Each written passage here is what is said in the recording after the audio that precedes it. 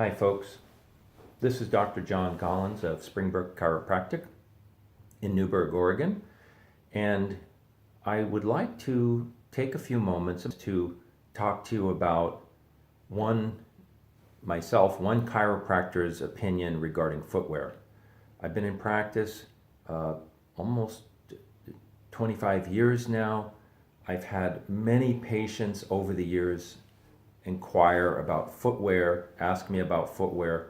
Common questions are, what kind of shoes should I get? What do you think are the best brands of shoes? Are orthotics a good idea? So I want to address some of those issues today. And I want to first say that, I'm not a podiatrist. I want to just kind of do a disclaimer.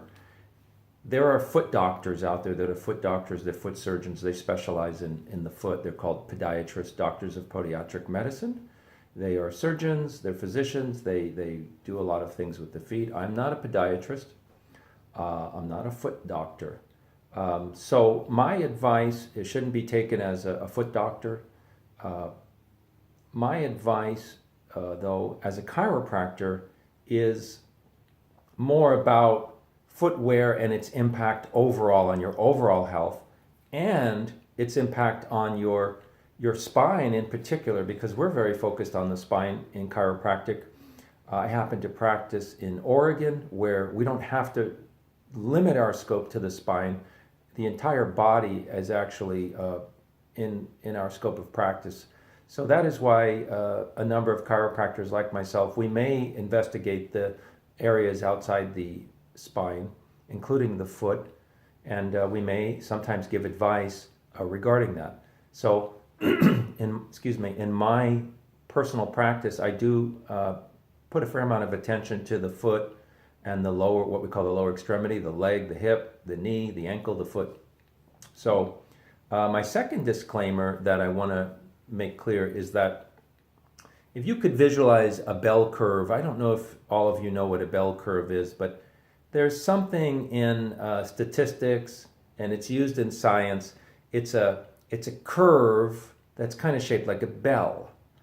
And many things in nature fall inside a bell curve. You can look at distributions of things, a variety of things in nature, like the size of a tree, for example, of a particular species. And you'll see that most of the trees in that species are within a certain size. And then there's going to be some that are smaller, and there's going to be some that are larger. And it's true in biology across the board that you're often going to see these bell curve distributions with respect to all kinds of biomechanical and biologically related issues. So, if we think about a bell curve of humans, of people, there are people on the end of the bell curve over here. It's a minority of people. These are people that they've always loved being barefoot. They can walk on concrete without shoes. They're always barefoot around the house. They're the first ones to toss their shoes off at the beach or somewhere and go barefoot. They can walk around on sharp, rocky pebble beaches, and they don't have any problem. They love being barefoot. They don't have too many problems with their feet. They don't have any pain. They don't seem to have any issues. That's one end of the bell curve. This video really isn't for you. So if you're one of those people that just always want to be barefoot and you've never had any issues with your feet, it's probably this video is not really directed toward you. On the other end of that bell curve, or on the end of the spectrum, there are people who just have so many problems with their feet. Now, it's a bit of an older crowd usually, maybe over 40.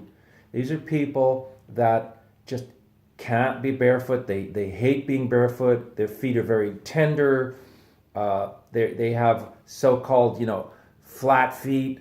They don't have a lot of strength in their feet, perhaps. Their feet feel very sensitive. They can't go without a lot of cushioning, a lot of, protection. Maybe they're a little older, maybe packing on a lot of weight too. So this video is not really for that group either. This video is for kind of the middle of the road person that maybe has had issues with feet, had issues with footwear problems, but generally speaking, they haven't been diagnosed with any severe foot issues, foot deformities. They haven't had foot surgery, for example. And those folks in the middle here is really who I'm talking to, okay? There's 5 points, basically, that I would say. One, I'm gonna talk to you about upgrading the insert that comes with your shoe.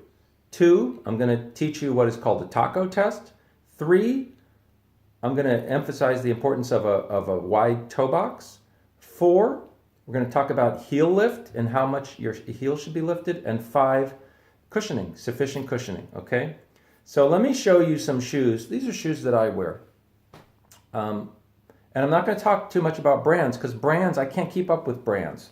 It's 2018 right now, and the brands that used to be known as motion control and protective, very bulky shoes, most brands make all kinds of shoes, so they're just trying to sell shoes to people. But I do want to give you an analogy of the hands and the feet. The hands and the feet aren't that much different, okay? So my hands right now are bare. Now, if I'm going to go out in my backyard, I'm at home right now. If I'm going to go out in my backyard and I'm going to work in the yard, I'm going to put some protection on my hands as I'm pulling on the thorns or the blackberries or whatever. I'm not going to do that bare hand. I'm going to get protection to stop my hand from being injured. But you'll notice I have mobility.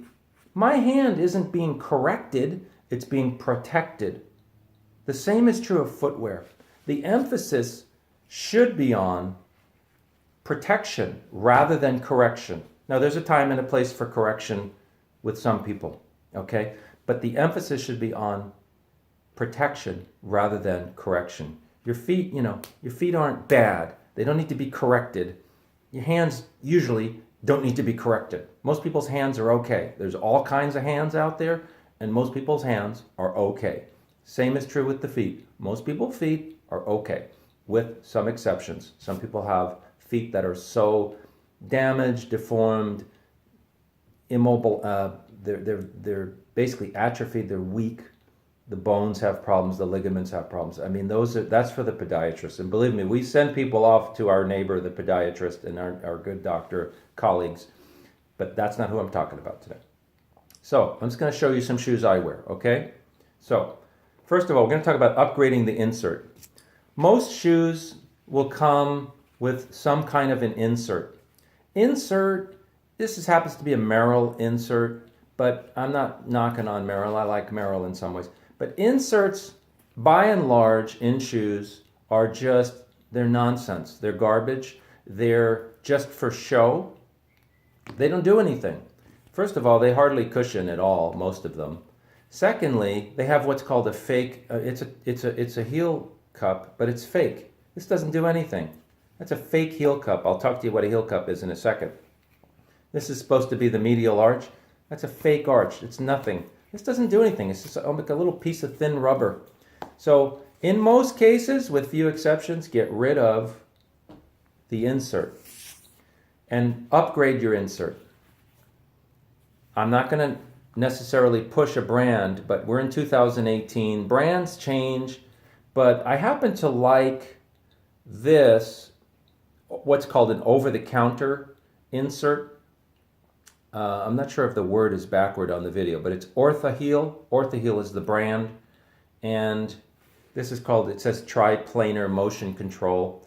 This is not a custom product, but it is one of my favorite, if not my favorite for the money, over-the-counter inserts. You can purchase these in some stores. I think Big Five in Oregon has them. You can buy them at our office. We sell them because I like them so much, and they're kind of hard to find. But these are probably similar to something called Superfeet that you may have heard of. There's Superfeet Green, Superfeet Blue. I just think these are a little better than Superfeet. They have a real heel cup, In other words, it's a cup where your heel sits in. You need a heel cup. And the reason is your heel has fat under it. And the fat is what protects your heel when you strike the ground. And when the heel is being cupped by a heel cup, the fat pad is packed together and acts as a better shock absorber. Number two, it has a legitimate arch. And I generally like where it's positioned. I think it's positioned properly. Whereas on some of I think on the Superfeet, I just think they're a little too posterior for a lot of people. And it has a little bit of extra cushioning here in the forefeet, under the metatarsal heads here, and under the calcaneus there. It's a good product. It's called OrthoHeal. So you upgrade your insert by buying something, maybe you can find it at a running shoe store or whatever, but you can also get it at our office. Now, but this is another level here. This is a custom orthotic, custom milled. This happens to be a company called Amfit that makes this. This happens to be about an 8-year-old orthotic. It's mine, so it's kind of grody.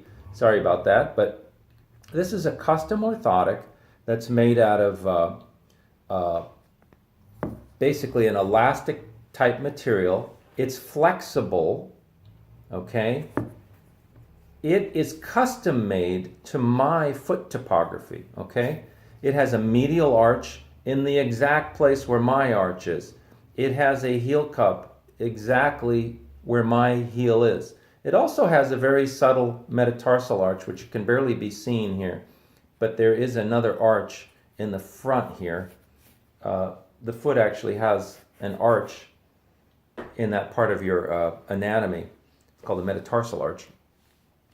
This thing, retail is like $180. This thing here is maybe $36, $40, something like that. And this is what comes with the shoe. This is garbage, in my opinion, in most shoes. Get rid of it. And it's worth the investment to spend the money on that stuff. Okay, so let's get into shoes. So upgrade the insert. Number two. So this is the shoe I beat around the office in. These are called Olakais, I think.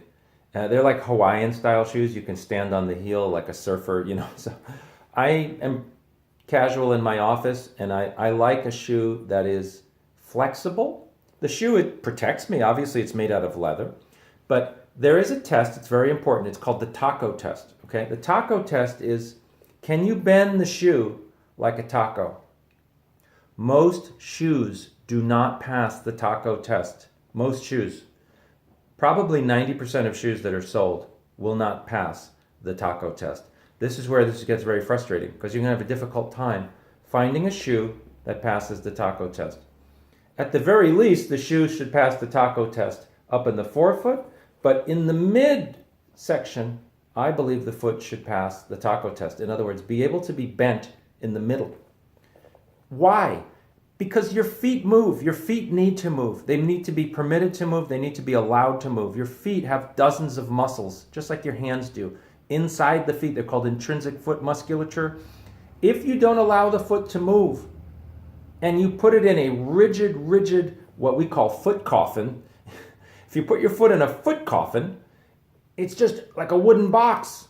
Your foot just sits there, and it just atrophies over time. Remember, I talked about my gardening gloves, okay? So I have my gardening gloves. They allow my hands to move. But imagine if I put my hands in a rigid, like a boxing glove, all day for 16 hours. If you ever see a boxer take off the boxing gloves, they take off their boxing gloves and they unwrap everything and they go, they have to get their hands moving again. Because everything stiffens up. And if you do that with your feet actually can become weaker. Okay? So that was a casual footwear for the office. Here's a casual footwear maybe in the wintertime. These are actually Doc Martens. Doc Martens, believe me, they do not make many shoes that pass the taco test. But I went to the Doc Martens store and I found a really robust Doc Martens shoe that passes the taco test. It's also waterproof. You could beat around in the Oregon winter with this. It's a great boot. And I hate laces, so you're not going to see a lot of laces, but I'm not a big fan of laces when I'm just wearing casual shoes. So it passes the taco test, okay? So all these shoes are going to pass the taco test, and that I'm going to show you. But also, you want a shoe to have a nice broad toe box. Doc Martens are an example. You won't see too many Doc Martens that are pointy-toed. They have a nice broad toe box. Doc Martens originally were, I think, law enforcement shoe, and they knew that they couldn't make a narrow shoe for these law enforcement people. So a nice wide toe box. You need to have room up there for the front of the shoe. Nothing pointy. Wide toe box. Okay, so broad toe box. Pass the taco test. Now let's talk about heel lift for a second. Heel lift is how much higher the backside of the shoe is versus the forefoot or the front. Now, most footwear, I believe, has too much heel lift. Now, of course, women that are wearing high heels and that stuff's insane. We're in the 21st century. Someday I hope women figure it out and they stop wearing that stuff. Men are doing it sometimes too. But heels have no biomechanical purpose. I was taught the history of heels it's a fashion statement that has to do with way back when in Europe, if you had heels on your feet, that meant you were wealthy enough to own a horse. Because the only people that wore heels were people that had a horse, because the heel, you put it in a stirrup, it allows you to stay in the stirrup and it allows you to ride the horse better. So a heel was a status symbol, and somehow it jumped over and became a thing for women. I just think they're absurd. I mean, but from a biomechanical perspective, I understand the fashion and the social pressure, but they're just no good for you. There's no evidence that they're good for you whatsoever, and there's lots of evidence that they're bad for you. So forget heels, but in normal footwear, I believe they're jacked up too much. I like about the 5 to 12 millimeter elevation. This shoe right here, this is a Blundstone, and it has zero lift. But I wear my orthotic in this shoe, and my orthotic has a slight, about a 5 millimeter lift. So I'm actually wearing about a 5 millimeter lift when I'm wearing this shoe, but it has a zero drop, they'll sometimes call it. Blundstone's another company. It's European. They make a lot of boots. This is an unusual Blundstone in that it's a minimalist Blundstone, and you can pass the taco test with this. It'll bend quite well. It's a summertime boot, basically, that I wear. Okay? So let's talk about a few other casual shoes that I wear. These are more Olakais. I just like this company. They've been, I've enjoyed them. Again, passes the taco test. It's a casual shoe. It has good cushion, though. There's good cushion in there. Okay? And my orthotics provide good cushion. Okay? So the 5 points, again, upgrade the insert. Make sure the shoe passes the taco test. Make sure it's got a roomy toe box. Try to figure out what the heel lift is. A lot of manufacturers aren't going to tell you what the heel lift is, but 5 to 12 millimeters. Here's a pair of like all-purpose running shoes. These are Merrell's. They have about a 10 millimeter lift, I believe. They're kind of like a trail shoe. So lots of cushioning, fat toe box.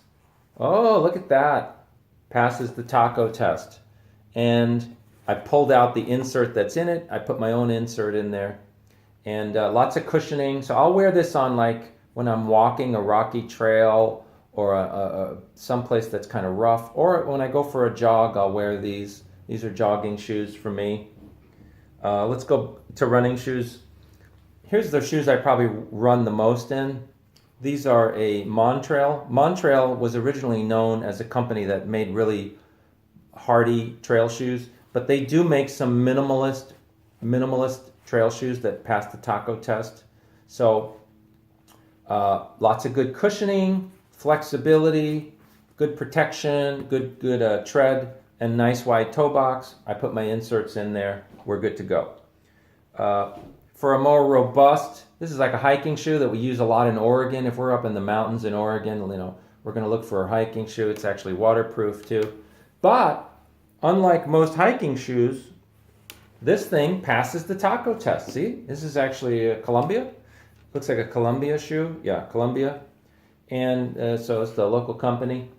I love these. You know, they're probably, all the shoes I love, they'll probably discontinue it, but that's a great shoe for now.